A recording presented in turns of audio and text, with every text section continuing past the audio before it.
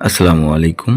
আজকের ভিডিওতে আমি দেখাবো আপনার বিকাশ পিন কিভাবে রিকভার করবেন বা বিকাশ পিন ভুলে গেছেন আপনি কিভাবে রিসেট করবেন।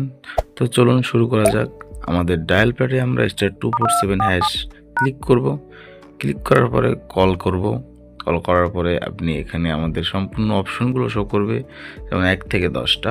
আপনি জাস্ট 10 নম্বরে ক্লিক করবেন।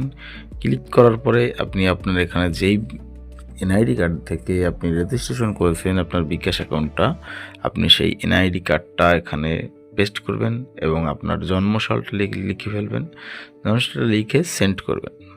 সেন্ড করার পরে আপনার কাছে এখানে কয়েকটা 7টা অপশন দেখাচ্ছে যে লাস্ট 30 দিনে আপনি কি করেছেন, যেমন সেন্ড মানি করেছেন বা মোবাইল রিচার্জ করেছেন, পেমেন্ট করেছেন, pay bill, cash out, bank to bKash, no transaction.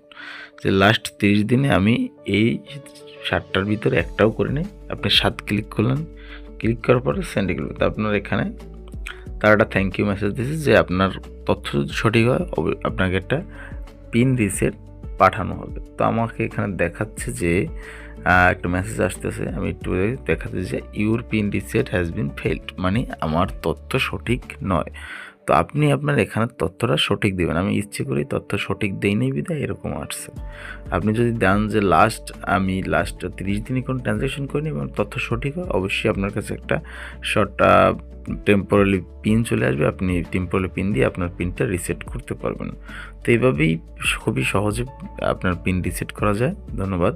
Video ভালো অবশ্যই চ্যানেলটা সাবস্ক্রাইব করবেন।